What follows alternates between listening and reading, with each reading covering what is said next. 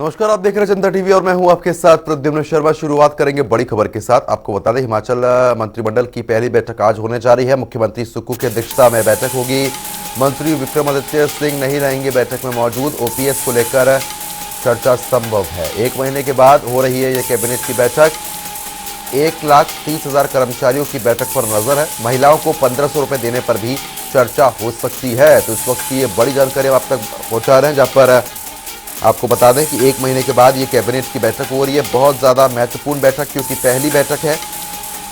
1,30,000 कर्मचारियों की इस बैठक पर नज़र होगी, क्योंकि उम्मीद है बहुत है इस बैठक से। हिमाचल कैबिनेट की आज पहली बैठक होने जा रही है, लेकिन इस बैठक में विक्रमादित्य सिंह नहीं मौजूद रहेंगे। और साथ ही साथ आपको ये भी बता दें कि मुख्यमंत्री सुखविंदर सिंह सुक्खू की अध्यक्षता में इस बैठक का आयोजन होगा। ओपीएस को लेकर चर्चा हो सकती है। महिलाओं को 1,500 रुपए देने पर भी चर्चा हो सकती है। जो वादे किए गए थे उनको किस तरीके से पूरा करना है, क्या रोड मैप बनाना है, तमाम मुद्दों को लेकर बातचीत इस बैठक में की जा सकती है। तो काफी महत्वपूर्ण ये पहली बैठक। और इसी बीच ब्यूरो चीफ विकास शर्मा हमारे साथ जुड़ गए हैं फोन लाइन पर। विकास, जिस तरीके से आज मंत्रिमंडल की पहली बैठक होने जा रही है, लगभग 1 महीने बाद ये बैठक हो रही है, इस बैठक को लेकर ताजा अपडेट क्या है आपके पास? देखिए, बिल्कुल ये बैठक जो है, क्योंकि लंबे अरसे से इंतजार इसी बैठक का किया जा रहा था। जनता से किए वायदे और खास तौर पे कांग्रेस का जो दृष्टि पत्र था, उसको किस तरह से अमलीजामा पहनाया जा सकता है, किस तरह से धरातल पर उतारा जा सकता है, इन तमाम चीजों को लेकर पहली बैठक का इंतजार जो है वो हर कोई कर रहा था। वहीं कैबिनेट की एक्सपेंशन का इंतजार भी किया जा रहा था, हालांकि वो हो चुकी है। और उसी के बाद विभागों के आवंटन, क्योंकि स्टडी करना था और जो चीजें कैबिनेट में लाई जानी है उसको किस तरह से प्रेजेंट किया जा सकता है, उसको लेकर भी तैयारी जो है वो की गई है। आज की ये बैठक कई मायनों में महत्वपूर्ण है। देखिए, जनता से जो वायदे किए गए, सबसे पहले पुरानी पेंशन बहाली, हर कोई इसका इंतजार कर रहा है। 2003 के बाद से लगातार जो कर्मचारी हैं, जो उसके बाद से उनकी पेंशन बंद हो गई थी, आज बहाली का इंतजार जो है वो यहाँ पर कर रहे हैं। ऐसे में 2003 में जो बंद की गई थी, ये जो पुरानी पेंशन बहाली है, पेंशन योजना जो है, ये बंद की गई थी। और इसके बाद से लेकर अब कर्मचारी जो है ये मान रहे थे कि कोई सरकार जो है वो वायदा करे। कांग्रेस पार्टी ने वायदा किया था और उसके बाद आज मुख्यमंत्री जो है वो पहले कह चुके हैं कि आज जो पहली बैठक होगी इसमें इसको जो है वो प्रेजेंटेशन के माध्यम से अलग अलग विभाग जो है वो बताएंगे कि वित्त विभाग किस तरह से इसको तैयारी कर रहा है, किस तरह से स्टडी किया हुआ है।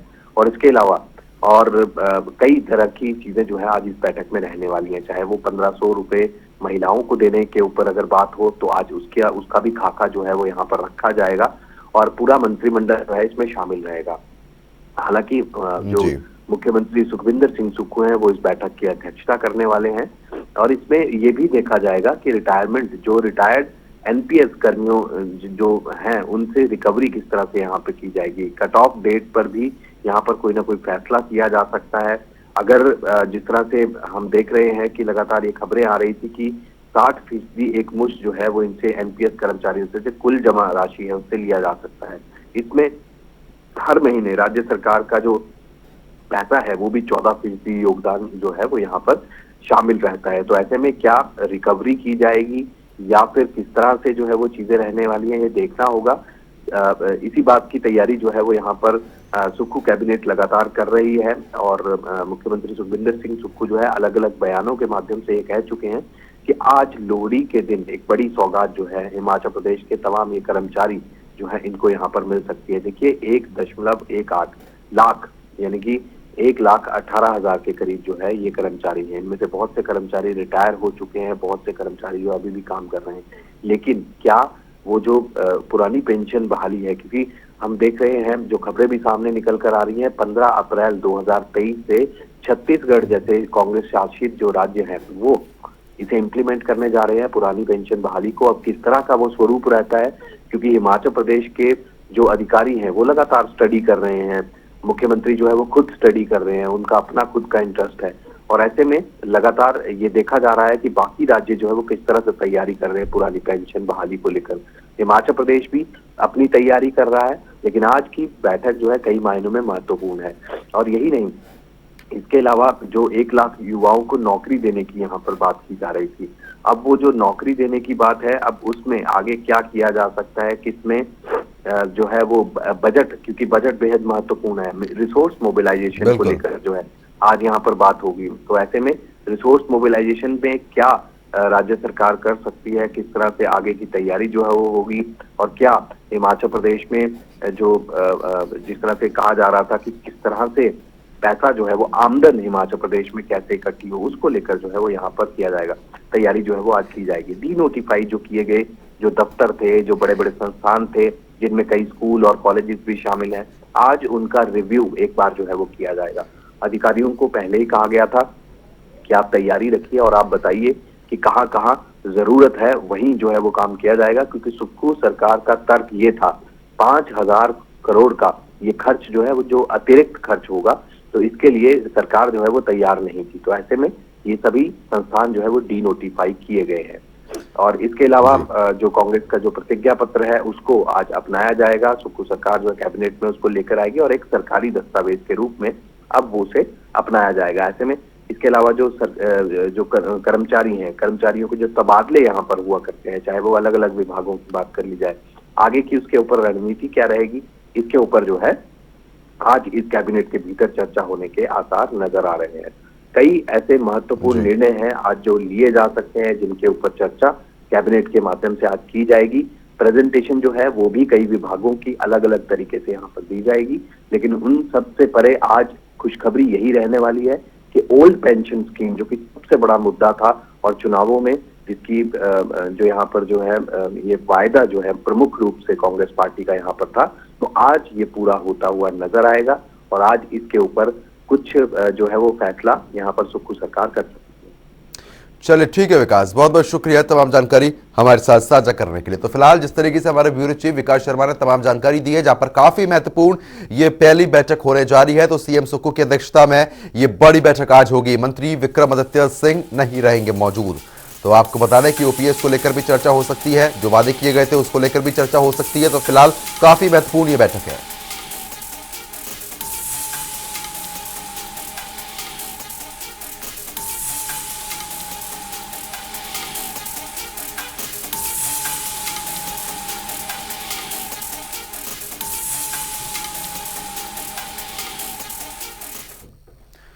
हिमाचल के मुख्यमंत्री सुखविंदर सिंह सुक्खू ने अपने मंत्रियों के विभागों का बंटवारा कर दिया है। उन्होंने विक्रमादित्य सिंह को पीडब्ल्यूडी और अपने करीबी हर्षवर्धन चौहान को हैवी वेट इंडस्ट्री डिपार्टमेंट दिया है। धनीराम शांडिल्य को स्वास्थ्य और रोहित ठाकुर को शिक्षा महकमा देकर बड़ी जिम्मेदारी सौंप दी गई है।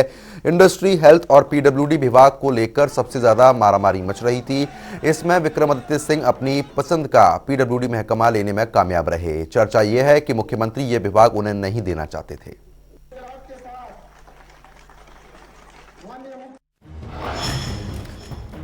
सीएम सुखविंदर सिंह सुक्खू के पास वित्त विभाग, गृह विभाग, योजना विभाग रहेगा।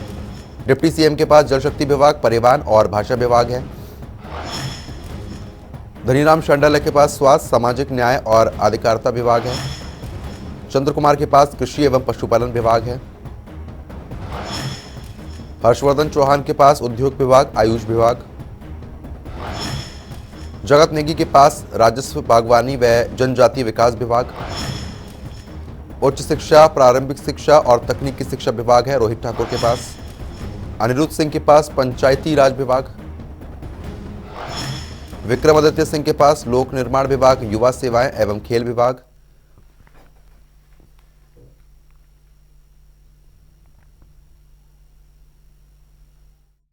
देखिए, सभी मंत्री अपने अपने विभाग का खुद रिव्यू कर रहे हैं। सब मंत्री जानते हैं कि हम सत्ता के लिए नहीं आए हैं, व्यवस्था परिवर्तन के लिए आए हैं। कोई टारगेट नहीं दिया गया, वो अपने मंत्रालय को खुद चलाएंगे और दृष्टिकोण स्पष्ट है। आम आदमी और समाज के अंतिम व्यक्ति तक हमारा कार्य पहुंचे, इस दृष्टिकोण से हम कार्य कर रहे हैं। और सभी मंत्री चाहते हैं ना, समय तो चाहिए, 3-4 साल चाहिए होता है जब उसके परिणाम आने हैं, तो आप 3-4 साल बाद परिणाम सुगत देखेंगे। हिमाचल प्रदेश ने, अगर आप देखेंगे 1947 के बाद बहुत निरंतर शिक्षा के क्षेत्र में बहुत, मैं समझता हूँ, अच्छा नाम कमाया है। आपने केरला का उदाहरण आप हमारे समक्ष रखा। आज चाहे गोवा की बात हो, केरला की बात हो, हिमाचल प्रदेश की बात हो, सर्वाधिक जो साक्षरता लिटरेसी रेट है वो इन 3 स्टेटों में है। लेकिन बेहतर करने की हमेशा गुंजाइश होती है। आज आवश्यकता है कि क्वालिटेटिव एजुकेशन, गुणवत्ता वाली एजुकेशन मिले, जॉब बेस्ड एजुकेशन मिले। हमारा शिक्षा विभाग ट्रांसफर महकमा ना रहे, ये मेरा प्रयास रहेगा। कंट्रीब्यूशन एक मैं समझता हूँ सार्थक रहे, सकारात्मक रहे, इसके निरंतर प्रयास रहेंगे। वो भी मैं समझता हूँ प्रदेश के शिक्षा विभाग के हित में फैसले लेने पड़ेंगे, वो मुख्यमंत्री के आदेश से, उनके मैं समझता हूँ आशीर्वाद से लिए जाएंगे। मेरा 2005 में जिला परिषद का चुनाव लड़ा था, तब से लेकर ग्रामीण क्षेत्रों से जुड़े हैं और मैं बोलना चाहूंगा कि सबसे ज्यादा फंडिंग जो है ग्रामीण क्षेत्र में डायरेक्ट सेंटर से जो है वो होती है और बहुत बड़ा विभाग है, काम करने के लिए बहुत है और अपनी जिम्मेवारी जो है ईमानदारी और निष्ठा से हम लोग पूरी निभाएंगे। आज जो है चाहे हम राजस्थान है, जो छत्तीसगढ़ है, वहाँ कांग्रेस की सरकार है, केंद्र में और हिमाचल में है और केंद्र में जो है भाजपा सरकार है, तो ऐसा नहीं है, कई चीजों में जरूर रुकावट उत्पन्न होती है पर हम इसको तालमेल के साथ जो है मैं समझता हूँ सेंटर के तालमेल के साथ हम लोग इसको इस पे खरा उतरेंगे।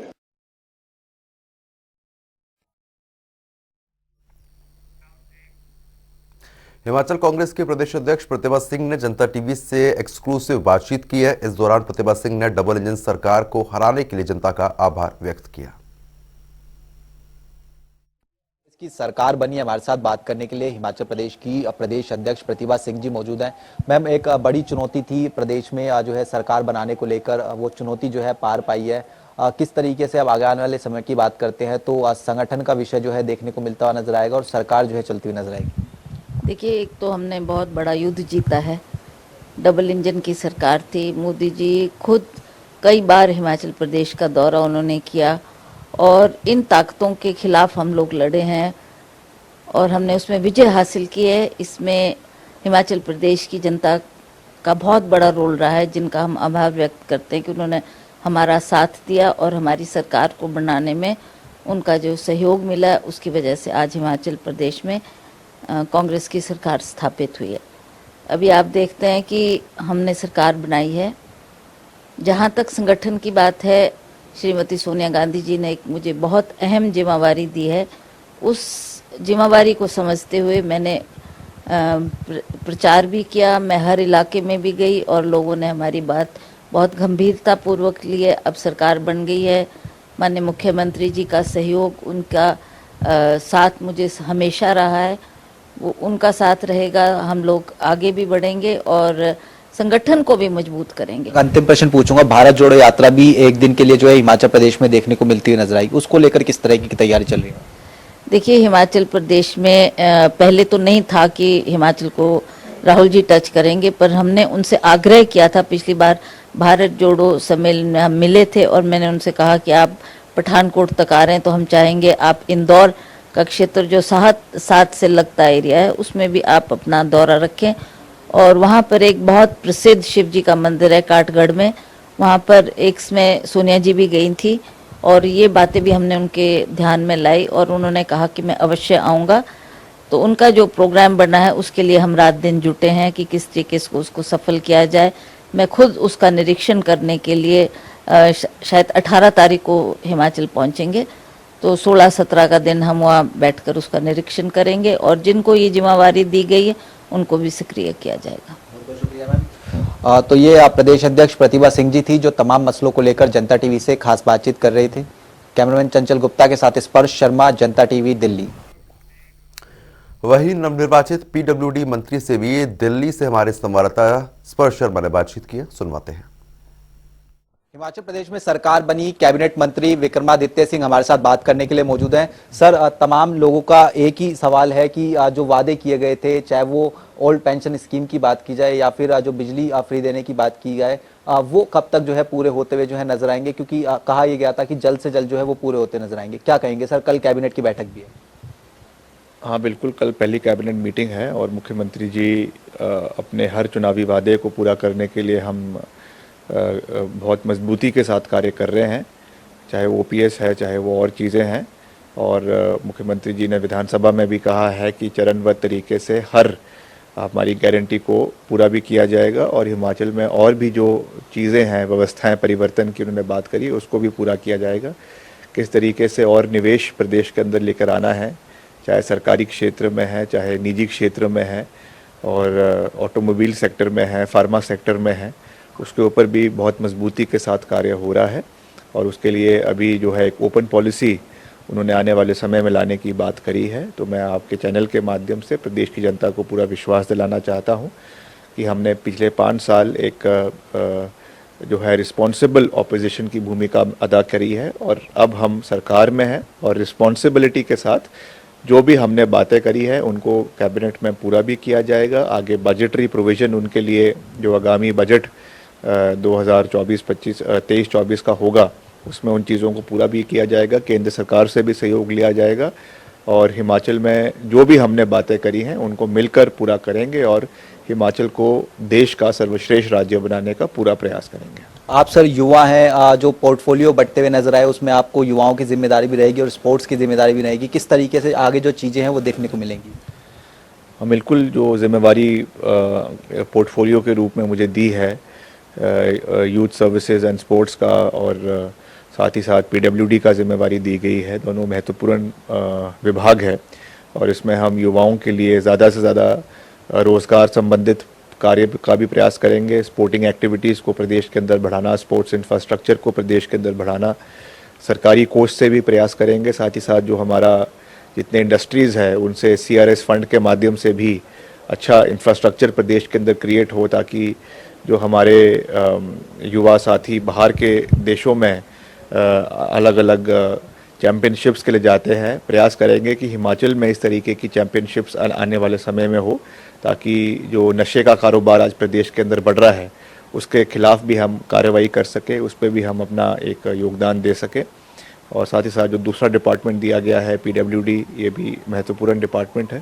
तो इसमें भी जो काम प्रदेश के अंदर हो रहे हैं, सड़कों के निर्माण हो रहे हैं, उनका रख रखाव है, उसके लिए भी अधिकतर बजट का प्रावधान करने का प्रयास करेंगे। केंद्र सरकार से उसके बारे में बात करेंगे और पूरा मिलकर आगे चलेंगे और इन दोनों विभागों को खास करके जो भी मुझसे उसमें हो सकेगा अपना पूरा योगदान हम इसमें देंगे। शुक्रिया सर। तो ये कैबिनेट मंत्री विक्रमादित्य सिंह जी थे जो जनता टीवी से खास बातचीत कर रहे थे। कैमरामैन चंचल गुप्ता के साथ स्पर्श शर्मा, जनता टीवी, दिल्ली। ऊना पहुंचे उप मुख्यमंत्री मुकेश अग्निहोत्री एक्शन में दिखे हैं। डिप्टी सीएम ने धालूवाल में लोगों की समस्याएं सुनी है और अधिकांश समस्याओं का मौके पर ही समाधान किया है। उन्होंने इस मौके पर विभिन्न विभागों के अधिकारियों के साथ क्षेत्र से संबंधित विभाग के मामलों को लेकर भी बैठक की है। इस दौरान उप मुख्यमंत्री ने कहा कि पिछले 5 वर्षों में खनन माफिया काफी सक्रिय रहे हैं और इन गतिविधियों पर पूर्ण रूप से नकेल कसना सरकार की प्राथमिकता रहेगी। अवैध खनन पर रोक लगाने और नशीले पदार्थों के खिलाफ शीघ्र ही एक निर्णायक अभियान शुरू होगा।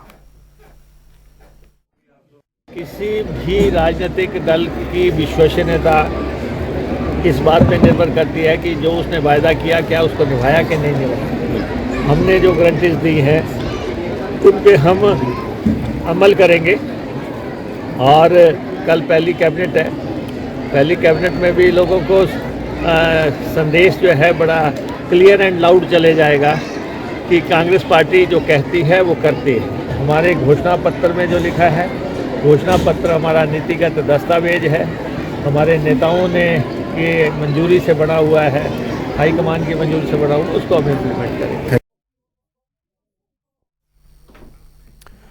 नगर निगम शिमला चुनाव को लेकर निर्वाचन आयोग की ओर से तैयार की जा रही मतदाता सूची पर बीजेपी ने सवाल खड़े किए हैं। बीजेपी ने फर्जी वोट बनाने के आरोप लगाए हैं, जिसको लेकर वीरवार को शिमला बीजेपी जिलाध्यक्ष पार्षदों के साथ निर्वाचन अधिकारी आदित्य नेगी के पास पहुंचे और उन्हें ज्ञापन सौंपकर सूचियों को दुरुस्त करने की मांग की है। शिमला जिला बीजेपी अध्यक्ष रवि मेहता ने कहा कि शिमला नगर निगम के होने वाले चुनावों की मतदाता सूची में बहुत ज्यादा अनियमितताएं देखने को मिल रही हैं। उन्होंने कहा कि समरहिल वार्ड में एक दुकान के पते पर 5 नकली वोट बनाने का मामला ध्यान में आया है, जबकि उस दुकान के मालिक से बातचीत पर पता चला कि वो इन लोगों को नहीं पहचानता है और उनका इस पते पर प्रयोग करना अनुचित है।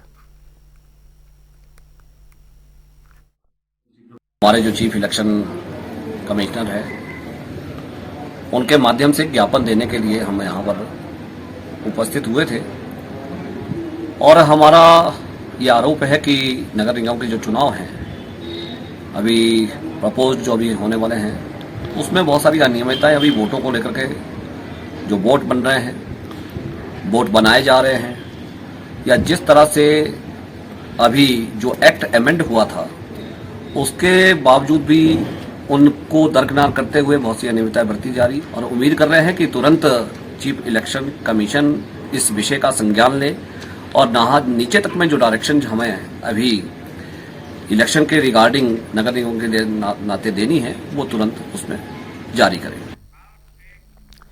मंडी वासियों के लिए एक बड़ी खुशखबरी सामने आई है। आपको बता दें कि कीतरपुर मनाली 4 लेन प्रोजेक्ट के तहत बनाई जा रही 10 में से 5 टनल्स का काम लगभग पूरा हो गया है। खास बात यह है कि टनल्स 31 मार्च से पहले यातायात के लिए बहाल होने जा रही हैं। आपको बता दें कि महत्वपूर्ण टनल पंडोह से ओट तक बनाई जा रही है और 26 करोड़ से भी ज्यादा के इस प्रोजेक्ट का 90% काम पूरा हो चुका है, जिसमें से 65% हिस्से को चालू भी कर दिया गया है। जो प्रोजेक्ट पंडोह से टकोली बाईपास का प्रोजेक्ट है, इसमें काफ़ी हमारी अप्रॉक्सीमेटली 90% प्रोग्रेस अचीव हो चुकी है। उसमें जो 11 टनल्स थे उसमें 2 को छोड़ के बाकी सारे टनल्स ऑलमोस्ट कंप्लीट हैं और उसमें भी जो 5 टनल्स हैं वो पूरी तरह से कंप्लीट हैं और उनको हम शायद बहुत जल्दी उसको ट्रैफिक के लिए खोलने भी जा रहे हैं। नेक्स्ट फेज़ में फिर जो आउट की टनल्स हैं उसको थ्रू किया जाएगा, फिर उसके बाद जो पहली टनल है वो कंप्लीट होगी। हिमाचल में एक युवक ऑनलाइन ठगी का शिकार हुआ। उसे लैपटॉप मंगवाया था, कोरियर में घुंघरू निकले हैं। उसे ठग ने 65,000 रुपये की चपत लगा दी है। युवक ने एसपी को शिकायत देकर ठगी का केस दर्ज करवा दिया है। मामला बिलासपुर जिले के बरमाणा क्षेत्र का है। पीड़ित युवक गांव भटेड़ निवासी विकास शर्मा है। विकास ने बताया कि उसने एक निजी कंपनी के ऐप से लैपटॉप ऑर्डर किया जिसकी कीमत 65,000 रुपये थी। विकास ने बताया कि इसमें लैपटॉप, बैग, कीबोर्ड, माउस आदि भी साथ ऑर्डर किया था, लेकिन उसके बावजूद भी इस तरीके की चीजें यहां पर देखने को मिल रही है, जहां पर ऑनलाइन ठगी का शिकार एक युवक हो गया और 65,000 रुपये की चपत लगी है।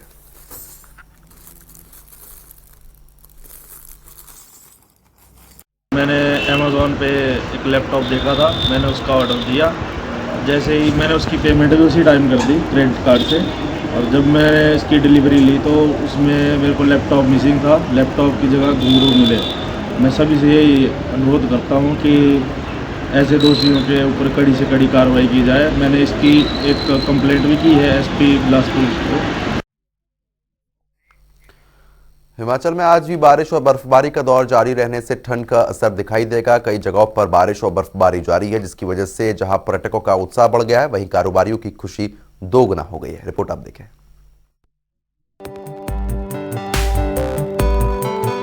एक तरफ जहां उत्तर भारत में कुछ मैदानी राज्यों को शीतलहर से राहत मिली है, तो वहीं पहाड़ी इलाकों में बर्फबारी देखने को मिल रही है। लाहौल स्पीति और किन्नौर में भी बर्फबारी देखने को मिल रही है। मौसम विभाग की माने तो अगले 3 दिनों तक बर्फबारी का दौर जारी रहने वाला है। ऊपरी इलाकों में मध्यम स्नोफॉल होने की संभावना है, वहीं निचले इलाकों में हल्की बर्फबारी देखने को मिलेगी। कुछ इलाकों में बारिश भी हो सकती है। हिमपात के चलते सांगला वैली और पुह खंड के कुछ इलाकों में जनजीवन फिलहाल अस्त व्यस्त हो गया है। जानकारी के मुताबिक सांगला, छितकुल, आसरंग, लिप्पा, कूनो चारग में बर्फबारी काफी हुई है। इन सभी क्षेत्रों में अब तक करीब आधे फीट से अधिक बर्फबारी हुई और जिले के आसरंग, लिप्पा, छितकुल, रखछम गांव में तो बर्फबारी के बाद सड़क संपर्क मार्ग भी अवरुद्ध हो गए हैं, जिसे प्रशासन बहाल करने की कोशिश कर रहा है। आइए ग्राफिक्स के जरिए जानते हैं आखिर किस जिले में कितना न्यूनतम तापमान है। Shimla 0 degree Celsius, Solan 4 degree Celsius, Hamirpur 5 degree Celsius, Mandi 5 degree Celsius, Una 6 degree Celsius, Kangra 5 degree Celsius, Kullu 4 degree Celsius, Chamba 6 degree Celsius, Kinnaur -1 degree Celsius, Lahaul Spiti -8 degree Celsius. इधर चंबा, किन्नौर, कुल्लू, लाहौल और स्पीति, गांदरबल, कुपवाड़ा और कारगिल में 2500 मीटर से ऊपर हिमस्खलन की आशंका है। सहायक उपायुक्त कुल्लू शशिपाल नेगी ने कहा कि डीजीआरई मनाली ने पर्वतीय क्षेत्रों में हिमस्खलन की चेतावनी जारी की है। वहीं प्रशासन ने एडवाइजरी जारी करते हुए ऊंचाई वाले क्षेत्रों में जाने वाले लोगों पर रोक लगाई है। न्यूज डेस्क, जनता टीवी।